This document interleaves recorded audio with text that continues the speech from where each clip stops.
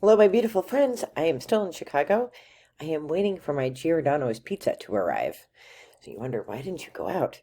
Well, if you've been following along in the playbook, I am not all that social. For as social as I am, I've been out. They have vendor events that you go to, and I went to a lovely speakeasy kind of place last night, which was amazing. I met some great people. We were putting the world to rights. Um, which I love, And then tonight I was at the View Room, which is, this spectacular thing at the top of a big, tall hotel, and you could see all of Chicago. Kind of reminds me of Las Vegas a little bit.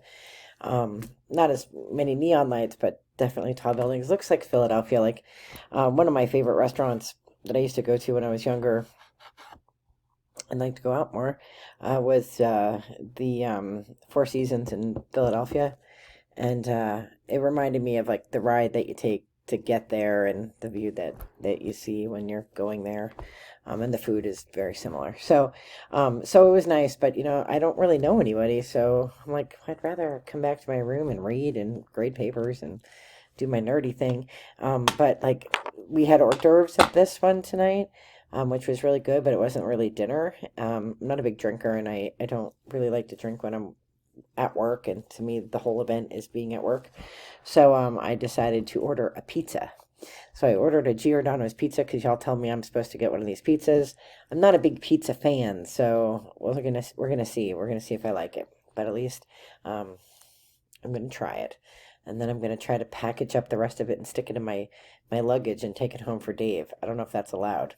I'll know when I get to Pennsylvania if the pizza's still there. Anywho, so how'd the presentation go? The presentation went exceptionally well. It was 8 o'clock in the morning. I thought four people would be there because who the hell wants to get up at the butt crack of dawn to go to a presentation about AI? It was a room that sat probably about 600 people. It was standing room only. It was really, really great, and people have come up to me afterwards, and I don't know if they can tell who I am because the hair or what, but they are very complimentary. I think it went really, really well. It was a CIO, it was an instructional designer, it was me as an academic administrator, and then the coordinator from EDUCAUSE, and we were representing a panel of people who had worked together for a few weeks, looking at AI as it is hitting the academy, the academy. And as a community college educator and as a working class girl, I come from a very different perspective, and my focus is always on preparing students for the workforce, because that's where they're going, right? That's where community college students go. Many of them transfer to four-year institutions, but hopefully at the end of a four-year degree, you're also going out into the workforce and getting a job. And the irony of this conference, which is not an irony that the conference creates, but the irony in my mind is that faculty are very afraid of AI because they're very afraid of the Gen AI and the potential for students to be unethical and cheat. But when you go to the vendor booths, and I mean, this is like the big tech conference for all the CIOs, so like the big displays are here. I have a lot of socks for my students, by the way, and my nieces. Everybody's like, we have AI, we're doing AI, like it's on all the signs. And then you go into sessions where it's like, oh my God, we're terrified of AI. It was just ironic to me, But so I thought the presentation went really well. There were really good questions. People followed up with me to ask about some things that I talked about, with working with faculty and really helping them to sort of navigate this new world, which isn't really new, right? Like I said before, AI has been around since the 60s. This isn't new stuff, but it's new to faculty because it's in their hands now, and it's in the hands of students. So I met with Adobe today. I'm a huge fan of their products. I'm really an open source person. I've been open source, which is another reason why I really liked. One of the reasons I really like Elon Musk is because when he started OpenAI, it was an open source operation, and then when he got out, then they locked it down. I don't trust things like that get locked down. What are they training their data on? What are they doing behind those closed doors? And I think I've talked about this before, but John Claude, my buddy from Drexel, may he rest in peace. He was an open source chemist when open source science wasn't a thing. And if you understand how research and publication works, and if you I could go on for days with this, but there's a fellow named Aaron Schwartz who felt like, so right now, if you want to do research, what you do is you go to a library and you can do you can research things two ways. You can send planes up to space and let them blow up, rockets, and see why they blow up, and that's firsthand research. Or you can go to a library, you can get a journal and read somebody else's analysis of why it blew up, right? And those things that you can only get in a library, things that you cannot buy on a magazine shelf at Barnes & Noble, that is peer-reviewed research because it's reviewed by a jury of your peers in the academic community in which you're writing, right? So that is usually taxpayer funded through the National Science Foundation, through the National Endowment of the Arts. Somebody's paying for it. So Aaron Schwartz was this young man, and he's one of the co-founders of Reddit, and he felt, and I agree with him, that taxpayer money already paid for this research, so you shouldn't have to pay for it again to read it. And so he decided to hide in a closet at MIT, right about the time I was there, actually, and release all this research into the public so they would have access to it. He got caught. Probably could have been more careful. But I think maybe he wanted to get caught. I mean, I feel like he was such a smart kid. He must have wanted at some level to get caught and to make a statement about it. But they threw the book at him, right? Because it was right about the same time as Dread Pirate Roberts, who was the sort of, Capitan of the dark silk web and the dark web. So they were going to throw the book at him, and unfortunately, he unlived himself. And that's a shame because we lost a brilliant mind over stupid political baloney. John Claude also was way ahead of his game because the way that science works is that you do a scientific experiment, then you write an article about it, and then I'm supposed to be able to take your article and replicate what you did, duplicate what you did, do it again, and come up with the same result, and then add to it.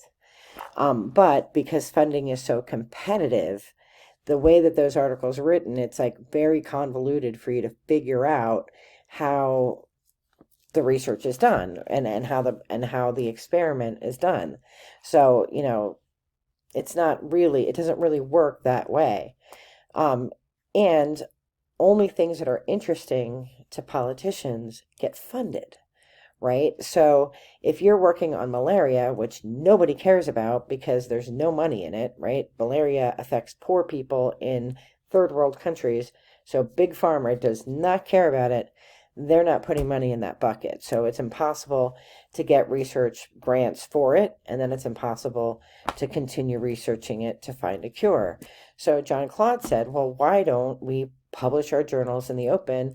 And that way, everybody has access and they can pick up our experiment and keep going with it. And then we can solve the problem of malaria and people can stop dying. At the time, it was such a revolutionary thought. We've come a long way since then. I feel like, John Claude was just way ahead of his time. And unfortunately, he unlived himself because of being frustrated with how it all worked. So we're becoming much more open, and I love that openness, and I love that that somebody at Elon's level is championing openness. But it's very political, I think, and I don't operate in those spaces, so I don't understand all of those things. But I feel like our world gets better because we share knowledge. We are. I think Americans are, my age, the Gen Xers, and above.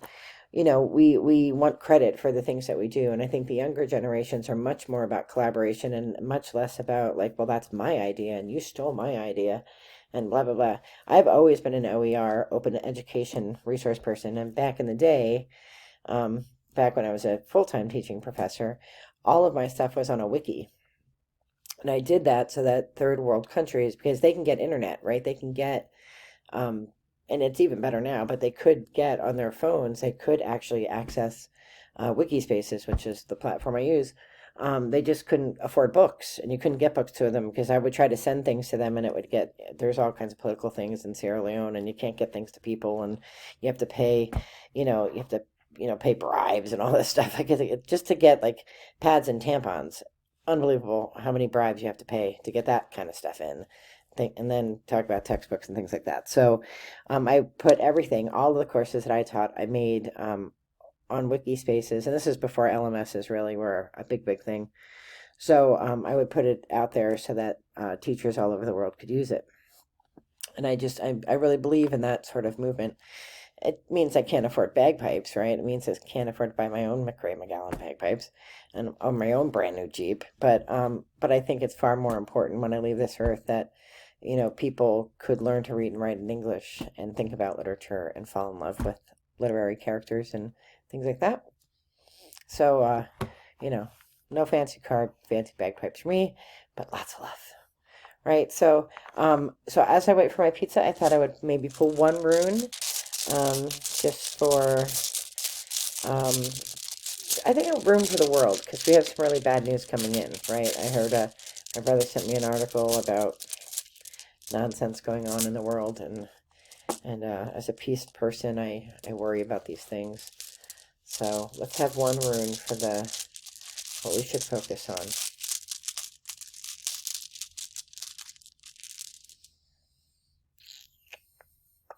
It's a dice cup. Pethra, which is the rune we know least about, but it's also like chance. Like it could go any way. Like we're playing with fate. And I feel like the world is playing with fate with what's going on.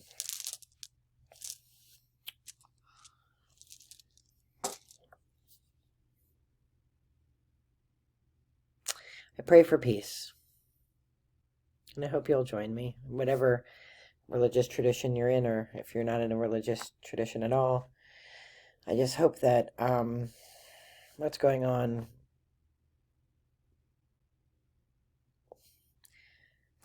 I don't even know how to wrap my head around words that are encouraging to the people who need encouragement,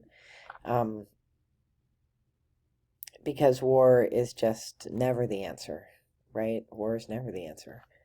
And I pray for peace. I am wishing you all the very best in light and love. Be well, take care, and I will let you know how the pizza goes, because I'm going to do a video after this. I have a little tour that I've taken of the walkway that walks you to my room here, so that you can see some of these there's paintings all over the wall of, not paintings, they're photographs of all the people who performed in the Empire Room. And then I will, of course, talk about the pizza, but that will be a separate video. Wishing you all the best in light and love. Wishing our world all the best in light and love. Be well. Bye-bye.